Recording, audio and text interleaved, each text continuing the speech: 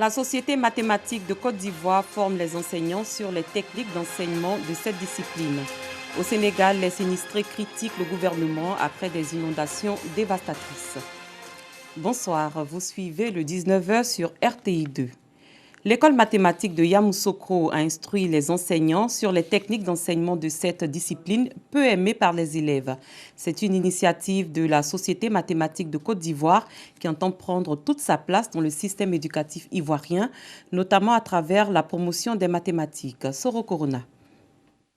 Logique, raisonnement mathématique et application. Thème de la 4e édition de l'école mathématique de Yamoussoukro.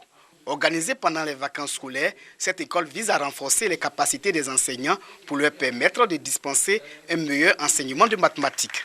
Venus de plusieurs directions régionales de l'éducation nationale, ces enseignants ont renforcé leurs capacités en probabilité, algèbre, géométrie, fonctions et informatique. C'est un moyen pour nous enseignants de nous recycler parce qu'après notre formation, nous n'avons pas beaucoup l'occasion d'avoir des moments de formation. Le raisonnement est beaucoup plus important parce que ça doit suivre une certaine logique. Et donc pour nous, ces 5 jours que nous sommes venus passer à l'école mathématique de Yamoussoukro nous ont permis de renforcer nos capacités, d'être aussi efficaces afin de pouvoir apporter cette expérience-là à nos apprenants.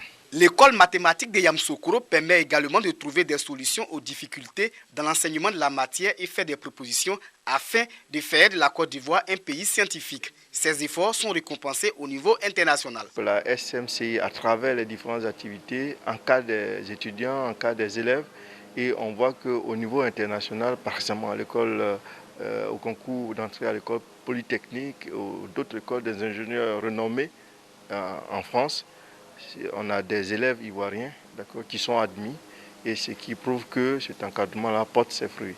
Créée le 14 mai 1977, la Société mathématique de Côte d'Ivoire a pour objectif de vulgariser les mathématiques. Elle est dirigée par le professeur Saliou Touré.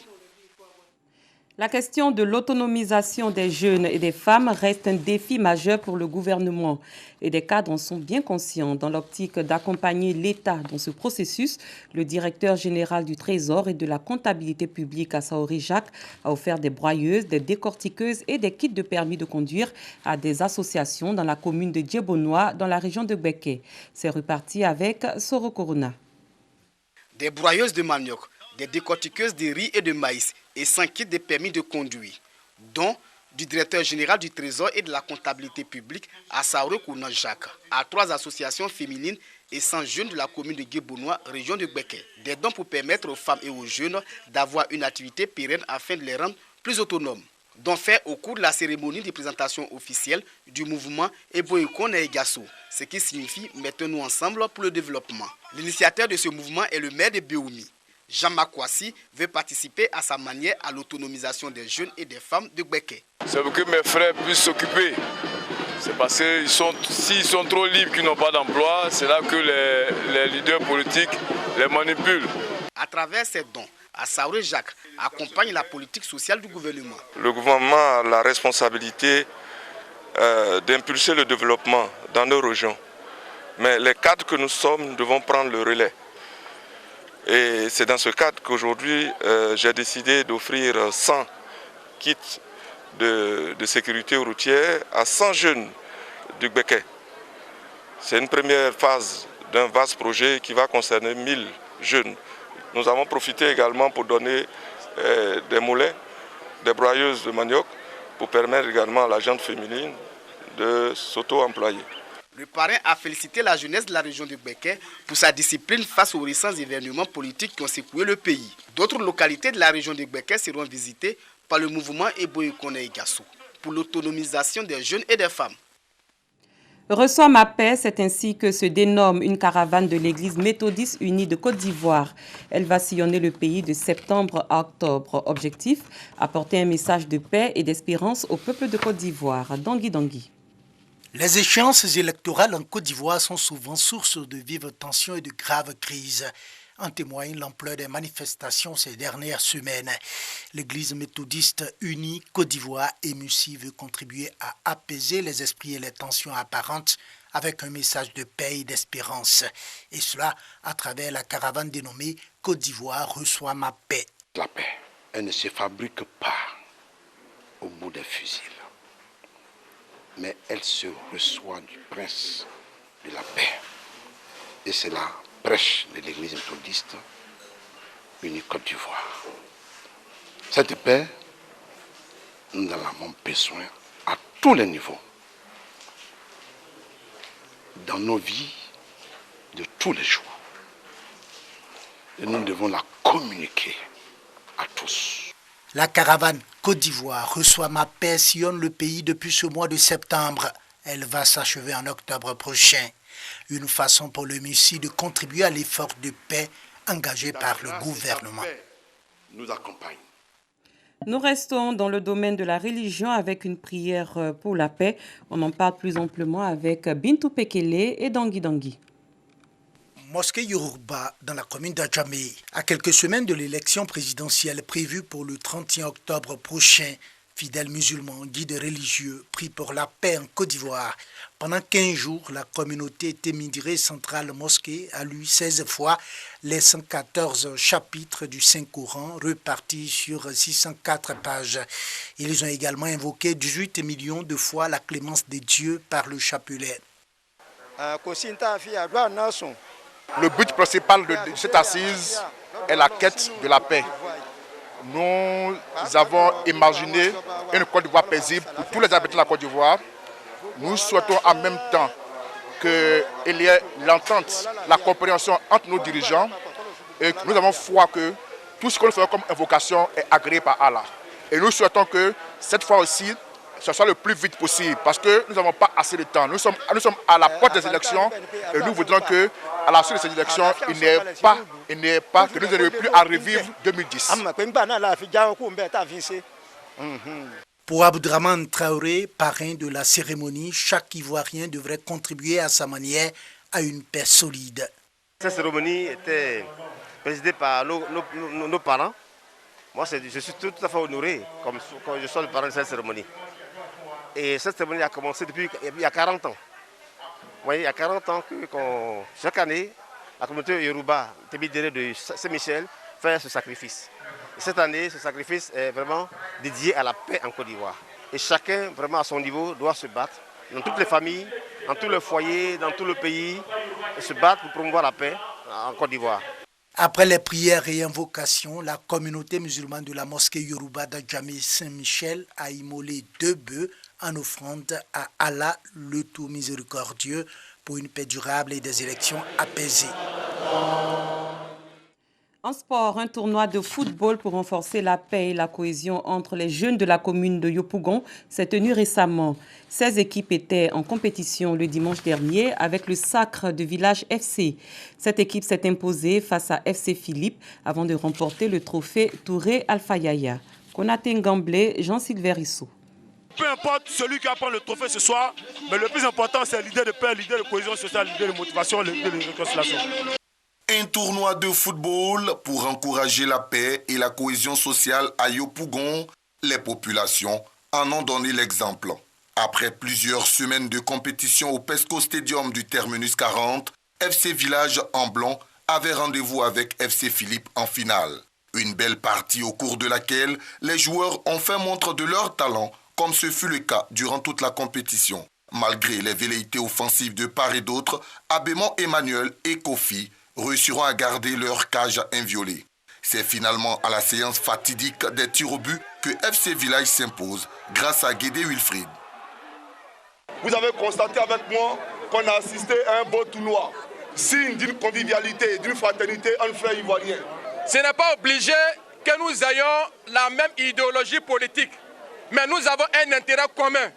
L'intérêt commun que nous avons, c'est le développement de la Côte d'Ivoire. Alors, chers jeunes, mobilisons-nous pour la paix, la cohésion et le développement de notre pays. À l'heure des récompenses, Philippe FC, finaliste malheureux, reçoit un jeu de maillot plus une enveloppe avant que Kobe Frank, capitaine de l'équipe victorieuse, ne reçoive des mains de l'honorable Touré Alpha Yaya, parrain du tournoi, un trophée, un jeu de maillot plus une enveloppe d'1 million de francs CFA. Rendez-vous en 2021 pour la 2e édition. Hors de nos frontières, des centaines de Maliens ont manifesté leur soutien à la junte aujourd'hui à Bamako, en pleine querelle sur les conditions d'un retour des civils au pouvoir après le putsch du 18 août. Les participants ont répondu à l'appel du MP4, mouvement populaire du 4 septembre, nouvelle formation soutenant les colonels au pouvoir, à un moment où les Maliens se divisent pour savoir si c'est un militaire ou un civil qui doit conduire la transition censée ramener les civils à la direction du pays et combien de temps doit durer cette période transitoire. Les partisans d'une transition longue confiée aux militaires arguent du temps et de l'autorité nécessaire pour créer les conditions d'un redressement dans un pays souvent décrit comme près de sombrer. Les autres invoquent au contraire le risque d'une instabilité encore accrue dans un Sahel déjà gagné par les agissements terroristes et le mauvais exemple régional donné par une junte maintenue durablement au pouvoir. La junte est soumise à la pression des acteurs locaux avec leurs intérêts propres, mais aussi de la communauté internationale. La communauté des États ouest-africains réclame un retour des civils au bout de 12 mois maximum. Elle impose un embargo sur les flux commerciaux et financiers avec le Mali. Lundi, elle a donné jusqu'au 15 septembre aux militaires pour désigner un président et un premier ministre civil de la transition, ne laissant que quelques jours à la junte pour surmonter les divergences maliennes. La junte organise 3 jours de concertation à partir de jeudi.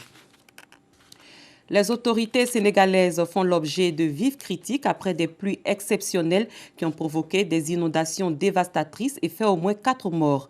À Keur-Massar, un quartier en périphérie de Dakar particulièrement touché, les habitants dénoncent le manque de canalisation et de conduits d'évacuation malgré les promesses répétées des autorités ces dernières années. Dangui. Keur-Massar, Sénégal, inondation dévastatrice dans une banlieue de Dakar. Les pluies qui tombent depuis 3 jours ont fait 4 morts et 7 blessés.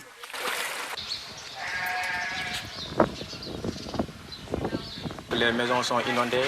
Voilà, bon, il y a des familles qui ont quitté leur maison pour aller se réfugier dans les écoles. Donc vraiment, c'est une situation très difficile que nous vivons actuellement. Depuis 2012, bon, l'État est là, il vient, il nous promet. Mais malheureusement, bon, nous n'avons pas encore de canalisation. C'est pourquoi vous voyez l'eau. L'eau ne peut pas sortir. On a fait des manifestations, on a tout fait pour que l'État nous entende, pour qu'il nous vienne nous aider, pour nous faire des canalisations.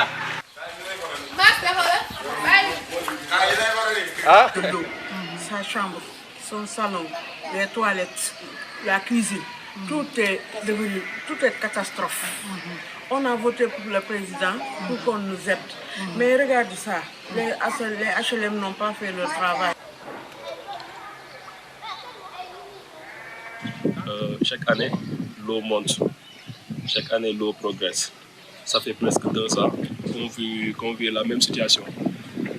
C'est difficile. C'est difficile à vivre.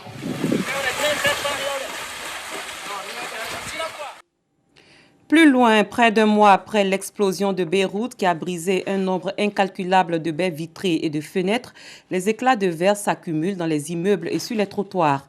Mais une partie de ce verre est conduit à Tripoli, dans le nord du pays, où il est recyclé pour être transformé en carafe. Ami Koulibaly. Tripoli, Liban. Dans cette verrerie, on fabrique des carafes traditionnelles, rien d'exceptionnel et pourtant.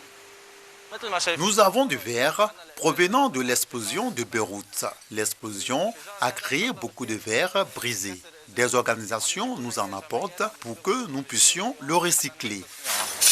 Une initiative qui vient des citoyens eux-mêmes.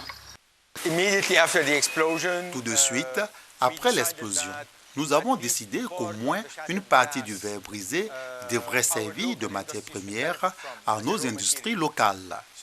J'ai contacté ces gens pour leur proposer, dans un premier temps, de voir si la qualité du verre pouvait fonctionner avec leurs machines. Ils ont dit oui et nous leur avons acheminé 25 tonnes jusqu'à présent. D'après des estimations, l'explosion du 4 août aurait soufflé 5000 tonnes de verre. Ce 19h est terminé. Merci de votre aimable attention. Très bonne soirée. À très bientôt.